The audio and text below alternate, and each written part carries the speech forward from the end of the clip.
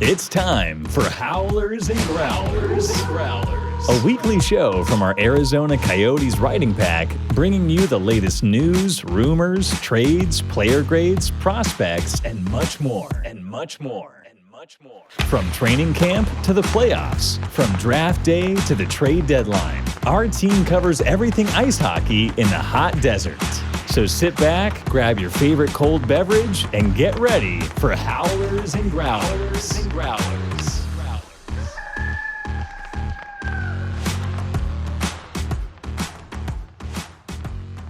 Welcome to Howlers and Growlers. I'm your host, Pat Brown, and joining me, as always, my line mate, Haynes Evans. Haynes, how you doing? I'm hanging in there, man. I'm hanging in there this week. What about you?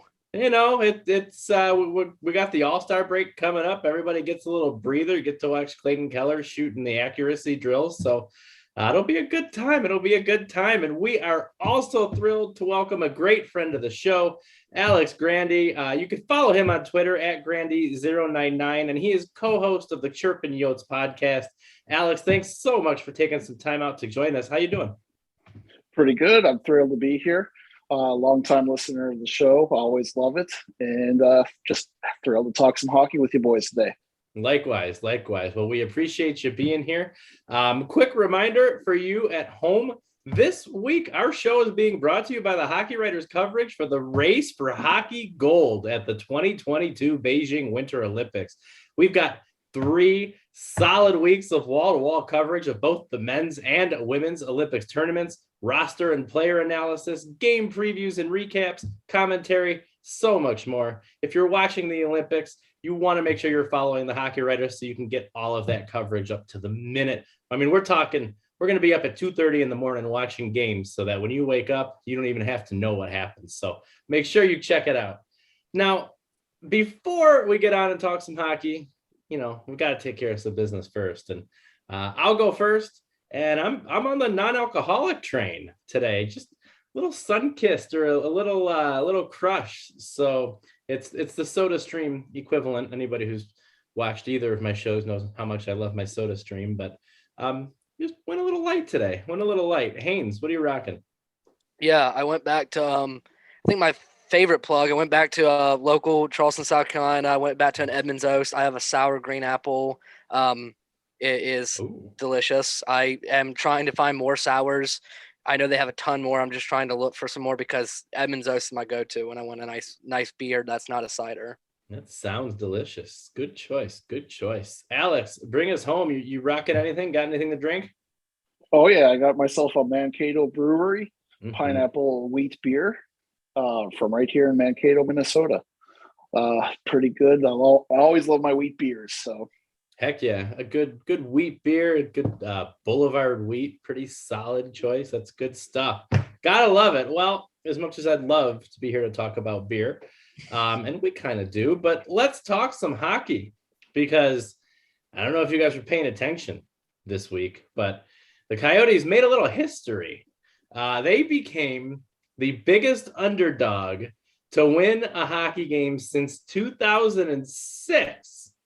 When they went into Colorado earlier this week, snapped Colorado's 18-game home winning streak and came out with a win in the shootout. So, Scott Wedgwood, Haynes, we've joked about him in the past. When is that Wedgwood parade coming? Because if I've ever met a streak-stopping goalie, it is Wedgie. He made 38 saves. If you recall, he stopped the Coyotes' losing streak to start the season twice, this year and a few years ago. And obviously stopped the Avalanche and their home winning streak, 18 games in their tracks, the top team in the Western Conference. So we're going to go with our special guest first. Alex, I asked you, what do you take from the game? What do you take away from upsetting the Avalanche and coming away with a win? Honestly, the biggest takeaway I have is these boys just don't quit. Mm-hmm. They fight until the final whistle. Outside of that rough month and a half to start the season, they've just grinded out games like this constantly. Even the games we're losing, we're a lot closer in. Just between some great goaltending and then timely goals, Tournier really has these boys clicking, and it's wonderful to see.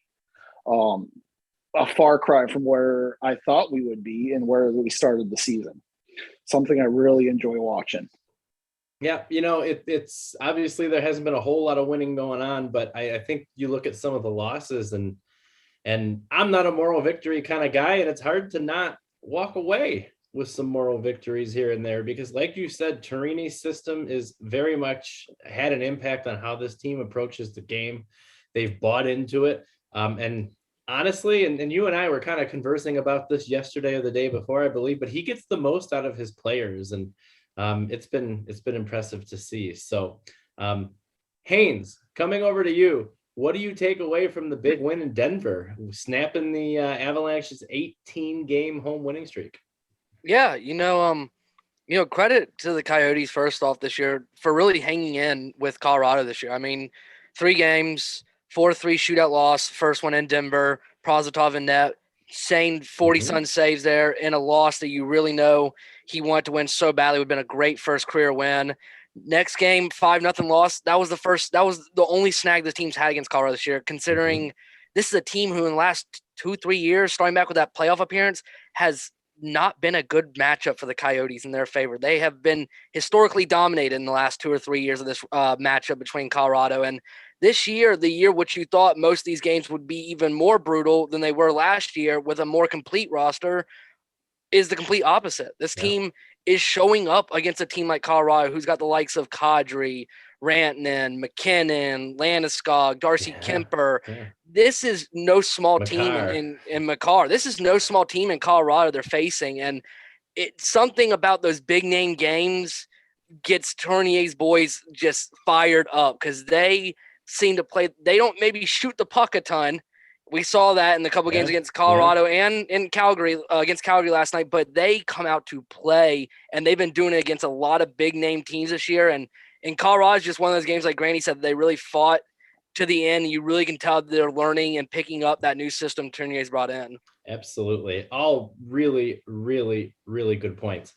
So it's important to recall, because, for all the good efforts you see, then you turn around, you see an effort like what we saw against Buffalo last week, and the head scratching efforts against the teams they should beat. So you see them bring it, and it's good to see. It'll be interesting to see in the second half if they can find any sort of consistency. It's going to be tough for them, but we'll see what we can see out of the team and see if they can have any consistency. So up next, we want to talk about the much maligned Alex Galchenyuk, ladies and gentlemen. What can you say about him? 2 goals in 2 games now, heading into the All-Star break. He's got 7 points in 25 games this season, but really kind of turned it on the past couple of games. Had a big one. Who had that one on their bingo board against Colorado with Galchenyuk scoring that one? But he's just, look, hasn't had the best season. He hasn't had a whole lot of time to play. He's been scratched quite a bit. So the question that I have for you guys, and Haynes, we'll start with you on this one, is what do you credit Galchenyuk's resurgence, if you want to call it? And I'll even throw kind of another little carrot out there. Do you see any possibility of him being some trade bait with the way he stepped up lately? Yeah, I think what's really kind of been I'd say his spark this year to him is, I think it has to do with the, being scratched a lot really gets under guys' skin. And a guy like Alex Galchenyuk, who's such a veteran in the NHL, and at one point was, the prodigal son of sorts in Montreal. And here you come to a new place in Arizona on a team that's not good, that's not supposed to be winning, and he's getting scratched as a guy you would think would be one of your veteran presences. Yeah. So I think really getting scratched a lot and dealing with injuries really wanted to motivate him to, really spend that extra time to figure out the system, figure out who's playing with the line mates, and it's really worked for him. And you can tell the last few games, he really seems to be finding more chances. He's been finding more space on the ice. He's making moves. He's playing a great 2-way game, and it's clicking for him. And I think it has to do with that.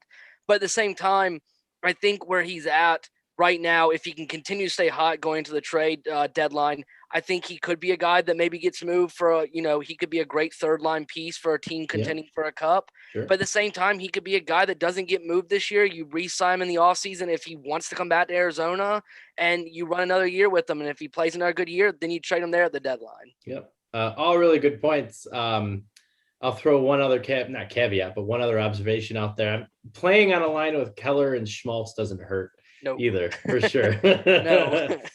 But you got to make the most of those opportunities at the same time, and he has. So, Alex, over to you. Out of Galchenyuk, what have you seen from him? What do you credit? I don't know if we want to go so far as to call it a resurgence, but he's been playing well. He's been playing with a lot of tenacity. He had a good game against Calgary yesterday, even though they didn't win. What do you see? What have you seen out of Galchenyuk that has him playing a little bit better lately? It just seems like he's skating faster than he did at the start of the year. Like he just has more fire under him. I don't know if Tournier clicked with him recently or anything like that, but he's playing at a much better pace, much better speed.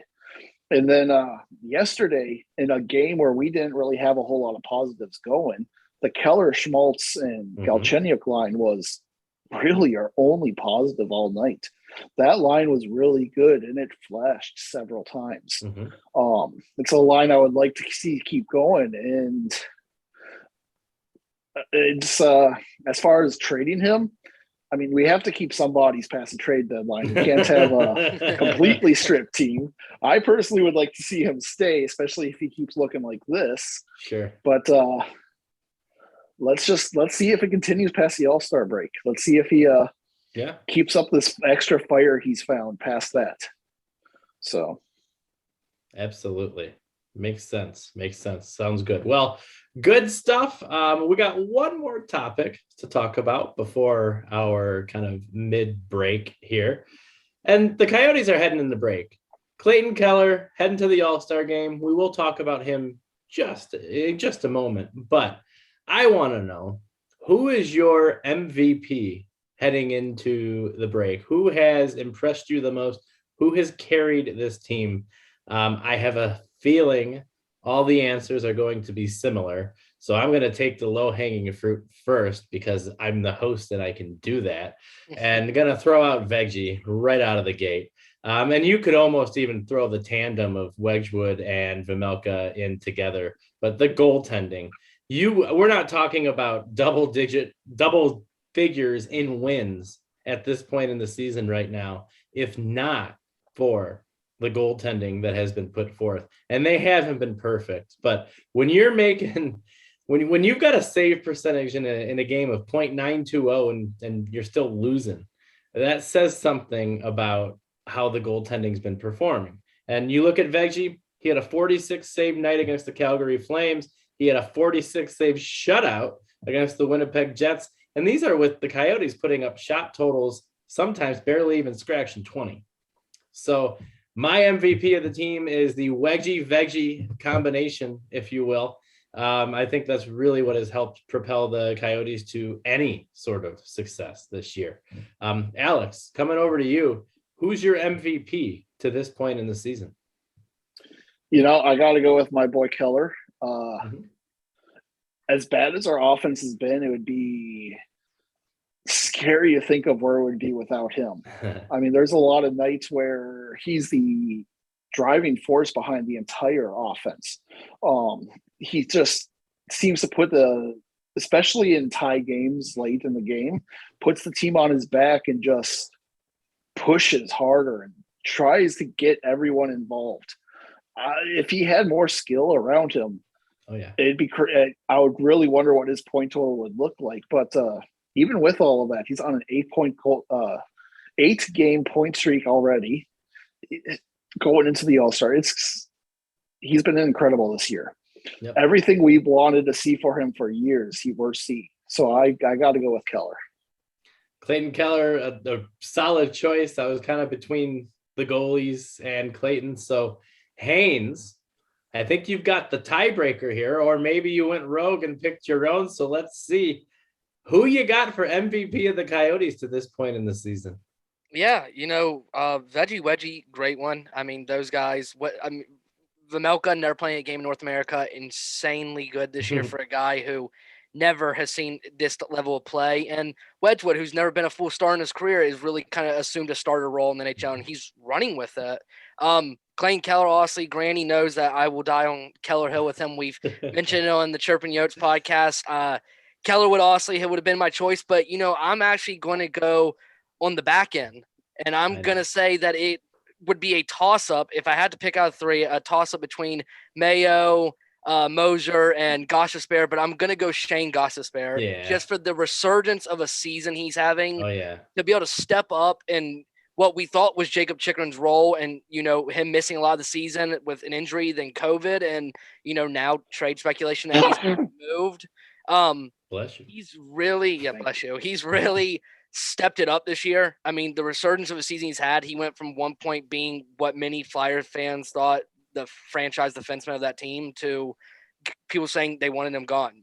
His head was on a block and people want to cut it off. And he came to Arizona as a piece in a trade of we're just giving this guy a new start, training for some picks because he's not worked out here. And he saw that as a new chance to really reinvent his career. And boy, has he done exactly that in Arizona. He has played insanely well. He drives that defensive unit. He moves the puck well. He makes plays. He's like Keller, I feel like, on most nights. I feel like there's not a game that I feel like I don't hear his name brought up along with Clayton Keller's.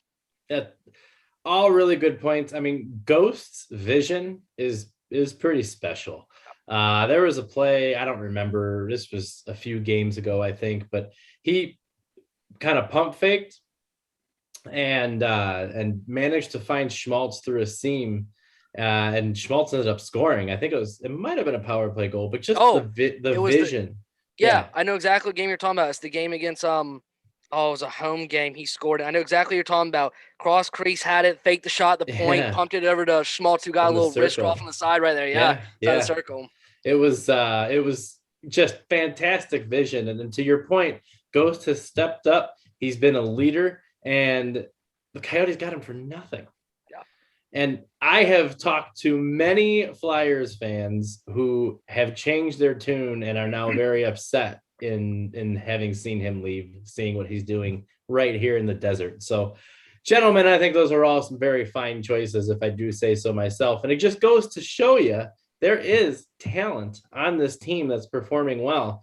And there's plenty to give credit for. So that said, you at home, don't forget, come to the Hockey Writers for all of the 2022 Beijing Winter Olympic ice hockey coverage. We've got both the men's and women's tournaments covered for you. Like I said, let's be honest, you're not going to be up at 2:15 in the morning to watch the game. So wake up with us. We'll have it there. We'll be ready for you. We'll bring you all the best Olympic news. Make sure you check the hockeywriters.com and keep coming back because we've got you covered for the Olympics. Now, bills are paid. We're still on the air, so life is good. Let's talk All-Star Game for a little bit here because it's coming up this weekend. We're filming on Thursday. We're actually filming a day late this week, so sorry for the late drop, but we've got some things to look forward to. My favorite, skills competition. I'm a skills competition kind of guy, always have been ever since I was even a kid. I remember watching it and just being absolutely amazed. I remember watching, I'm going to date myself here, but like Al McInnes in the hardest shot competition, and seeing Al McInnes in that St. Louis Blues jersey hitting them 105, 110 miles an hour or whatever. It was just ridiculous. With a wooden stick, with a solid piece of lumber. Yeah. So I just, I know I dated myself a little bit there. Some people might be like, who is that, Al McInnes? But I was just always enjoyed watching the skills competition, but we got both. And Clayton Keller, the Coyotes representative for the All-Star Game, will be participating in the skills competition. He'll be participating in the accuracy drill, which is always fun when you see him knock off all four in 4 consecutive shots. So we'll see how he does there. But I ask you, gentlemen, are you going to be watching Clayton Keller in the accuracy competition? And are you a fan more of the skills competition or the All-Star Game itself, which is now a 3-on-3 NHL hits style. Haynes, we'll start with you. Yeah, of course I'm excited to watch Clayton Keller. That's a no-brainer. Anytime Clayton Keller go play roller hockey tonight, and I'll go watch him. Yeah, I'll watch anything that guy goes and does for a living. It could be water polo, and I'll go watch him. Yeah, I want to watch him. His accuracy's been on display this year. He's picked a lot of corners. We saw his shot against his goal against Calgary. Duke can pick a good corner when he wants to, and I think it's a great competition for him to be in. I think he's got great accuracy. And then, I would say that I really like the skills competition. Now, the All-Star game in the last few years going to the 3-on-3 division style format with the winner getting $1 million. That's always fun. 3-on-3 every time is always fun to watch, and adding in the whole playing for money. Guys are really trying to play for it this time instead of it just being those old high-scoring West versus East games, 13-11, 14-12, whatever the scores were back then. And, to see these guys really trying in these games because they know they're competing for something, it's always fun. But skills competition wins it for me in the day. You always get the real true personality of those guys in the skills competition. We all remember Patty Kane with the Superman cape, Alex Ovechkin with the hat and the glasses. So much personality and funny stuff. Yes, the mini sticks from Corey Perry. Always the fun stuff comes out of the skills competition. So I'm looking forward to the skills competition. It's good stuff. I remember some of those all-star games. Remember the World versus North America? Yes. Or again, am I dating myself? No, I remember the World versus North America. Okay. Alex, coming over to you. You gonna check out the skills competition? And what kind of guy are you? Skills or all-star game? Oh, definitely I'm going to be watching the skills competition. I'm going to be seeing how Keller does. He's in a pretty stacked field, too, so he's got some tough competition in that challenge. But I'm more of a skills competition guy myself. I'm really excited to see the blackjack one that they brought in this year. I want to see how that works and how that goes. Kind of excited to see these new ones. I've always been a sucker for the fastest skater competition. Yeah. I got hooked on that one when Michael Grabner in his rookie year broke what was then the record that Connor McDavid has since broken twice, I think. But Dylan Larkin broke one. Dylan Larkin broke his rookie year. But they changed the game too, by the way. You used to not be able to get a running start. So anyways, I just remember watching Grabner. That guy, especially young Grabner, he could fly. Yep. In his rookie year, that All-Star game, that's a memory I'll always have, is that one. That's awesome. But yeah, I'm definitely a skills competition guy. Having said that, I am actually looking forward to the All-Star game this year, where we finally don't have a goalie in it, because goalie is the one position you don't want to watch in the All-Star game. Yeah. So it's going to be nice to see us actually have a skater in it for the first time in a while. You always feel kind of bad for the goalies that end up, giving up. And especially 3-on-3. It was bad enough 5-on-5 for these poor goalies. So that's good stuff. Well, we'll all be tuning in. Hopefully you will be at home, because it's always a lot of fun, whether you're watching the All-Star game or the skills competition. It's just always a lot of fun to see the game's best players doing what they do best and having fun while they're doing it. So while they're doing it, the rest of the team is going to enjoy a nice little break. Coach Andre Torini, after yesterday's game against the Flames, was talking about how he gets to go home and see family. He didn't even get to do that at Christmas. So a lot of the coaches are going to go be with their families. Players are going to be with their families and friends and take a little break. So it's a nice little recharge, if you will. So with that, I want to ask you guys, looking back on the first half of the season, what have you enjoyed to this point? Because there's been plenty of bad. There's been plenty of arena chatter and Chychrun trade rumors and everything else under the sun. But what have you enjoyed to this point of the season? And Alex, we'll start with you. You know what? I've enjoyed watching this team come together like it has. I really thought at the start of this year, this was going to be a throwaway year at the start of a rebuild where I didn't care about any of the guys that weren't going to be here long term, and that hasn't been true at all. I really like this team we have, and like I said, we're not skilled, we're not talented, we're going to get beaten most nights, but they show up, they play hard, and they compete. that it's a shock. It's shocking to me that that's my answer, but that is my answer. I really like how this team's come together. I think that's a really valid answer. I'll tell you from, a point of view, getting to see them at the home games and interact with them. It's all for one and one for all. And it's impressive. I mean, down to your Liam O'Briens, who he doesn't care. He's going to drop the mitts with anybody who asks because it fires up the team. And he actually called out Goodbranson yesterday after the game because he had a nice clean hit. Eric Goodbranson challenged him. He dropped the mitts. They fought, and it didn't go terribly well for O'Brien in that fight. But the same thing happened later in the game. And then Goodbranson, he was the one who laid the hit, and he wouldn't drop the gloves. And O'Brien took exception to that. And it's just things like that. To your point, watching this team grow and the camaraderie. And frankly, it almost feels like they have more wins than they do. And it almost feels like, to be honest, cheering for the tank, which we're going to talk about next segment. Every time they win, you're not upset. Even though losses aren't bad, it's going to increase your lottery odds. But so I think those are all really good points. Haynes, you got the last word on this one. So tell us, what have you enjoyed to this point in the season with the Coyotes? Yeah, it's kind of a cliche one, but but it makes perfect sense. It's just this team's energy itself. And I've mentioned before on the show, and I've talked about on the podcast before with you, Grandy.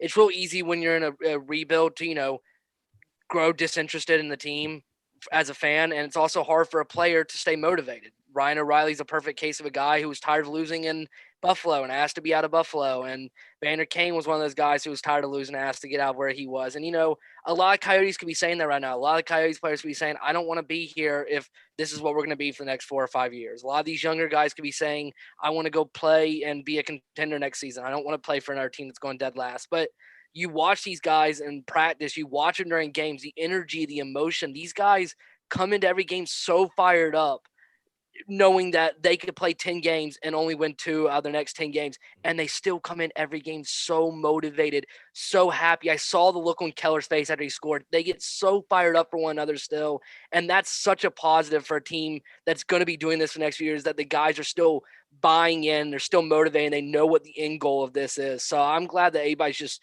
staying positive in the long haul of all this. And look, these are professional athletes who are probably more competitive than we can even imagine. And I'm a pretty darn competitive person.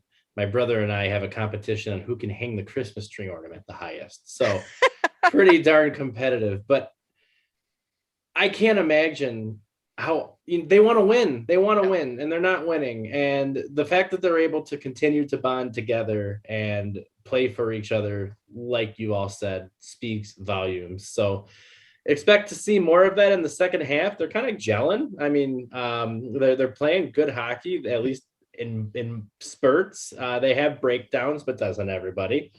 So it'll be interesting to see how this team evolves. So speaking of the wins, and arguably more important, the losses, we have our last segment, Tankathon 2022. And I mean, I picked today's topic based on name alone because what a fantastic name, Rutger McGroarty. I mean, I don't even know if I'm saying that right. And he's American, pride of the Midwest, Lincoln, Nebraska, go Cornhuskers. I don't know what you say about the kid other than he's got a fantastic name and potentially the dark horse for name of the draft. He's projected to be somewhere in the 20s, early, late first rounder, maybe kind of late mid first rounder, all kind of depends. But it's relevant for the Coyotes because you're looking at what you're seeing with that Montreal draft pick. And while that hasn't panned out like anybody had hoped, so they're going to end up with Carolina's draft pick. And where's that going to be? And it's Colorado's draft pick is the other one. And where's that going to be? So outside of their actual first round, they're looking at a couple of late rounders. So let's talk about our friend Rutger. Fantastic. 6 foot, 205 pound center out of Lincoln, Nebraska, known for good stick handling. He's a pure goal scorer. committed to the University of Michigan, because who isn't these days, apparently. And 33 points, including 16 goals in 29 games in the U.S. developmental program, and then 7 points in 11 games with the U.S. national team in the USHL. So talented, got to be polished, but projected to be somewhere in the first round. I don't remember where we started last time. So Haynes, we're going to start with you. What do you see? What would the Coyotes be getting if they draft Rutger McGroarty? Yeah, Rutger McGroarty is a good player. We're not talking here, top 5 pick. We're not talking about a top 10. We're talking about, a later teens, maybe early 20s pick here. But, you said a lot here about this kid. He's got really good hands. He's a really well-rounded forward for his age, and he's got a really heavy shot. And, that's big things you're looking for in a player. He has the size. He competes really hard from the film I've seen on him, from the game photo I've watched of him. And, people are saying that he can potentially be a top 6 scorer at the NHL level. And, usually when you're a first-round pick, yes, many people expect you probably to be a top 6 scorer at the NHL level. But at the same time, it speaks volumes for him to be as far back in the first round as he is, and he's getting such high praise for guys that you may hear go in, the top 10, the top 15, and he's up there in those conversations in terms of what he brings to the table. And, he's got the size and he's got the frame and he's got everything that you would want in a late round pick. And if he's available, the Coyotes would be getting a really well-rounded kid that already seems to be ahead of schedule in terms of, getting himself NHL ready. Yep. Absolutely. All good stuff. The question is, could he play water polo with Clayton Keller? That's what I want. Hey, if he wants to join on that matchup with me and Clayton, he's more than welcome to, man. That was one of the greatest analogies you've ever made on this show, Haynes. He can do anything he wants to. Clayton Keller, he can go in the Kentucky Derby. I will sport him. I love it. All right, back to business. Alex, you get the last word on the show. Our friend Rutger McGroarty, what would the Coyotes be getting if they select him in the first round of this year's entry draft? Well, the first thing that stuck out to me on him was at 17 years old, he's already 205 pounds. He's coming in with a pro-ready body already. You don't have a lot of guys in the draft at all like that. So right there, that's a major plus. He's got a great shot, one of the better shots in the draft. But his playmaking and his vision is also pretty underrated, I think. I think he's got just a well-rounded offensive game that should be able to translate well to the next level. He's going to be a couple years away. Like you said, he needs some polish and he needs some time to grow. But I think he has a real chance at making an impact as a top 6 scorer. And hopefully it's for the Coyotes. As an Arizona Coyotes fan, I always cheer for the guys from small markets. And to see a guy from Lincoln, Nebraska succeed would be awesome, would be fantastic. So I'm really rooting for him. And the Coyotes need a good hockey name. Yeah. We need our Red Savage. So Rutger McGroarty can be our Red Savage for good old hockey names. He definitely checks off that box in the especially randomly coming from a hockey hotbed, Lincoln, Nebraska. You gotta love it. I was reading about that, and Jake Wenzel's from there, and I never even knew that. There's some good players. It's cold and flat, so it makes sense. That's all you could think of was it's cold, it's flat, it's got Nebraska Cornhusker. Look, all right, this is where I went to school, so I don't typically waste my time. We got bitter once they left the Big 12 for the Big 10, but that is a conversation for another time. And that is our show. Alex, can't thank you enough for taking time out of your day to join us and talk some hockey. Thank you so much. And you at home, in case I haven't convinced you with our first 2 plugs, make sure you check the Hockey Writers for all of our Olympic coverage. We're going to stay up late. We're going to get up early so that you don't have to. Check it out. We'll keep you up to date on all the scores, all the recaps, and everything in between. And most importantly, thanks for watching this show.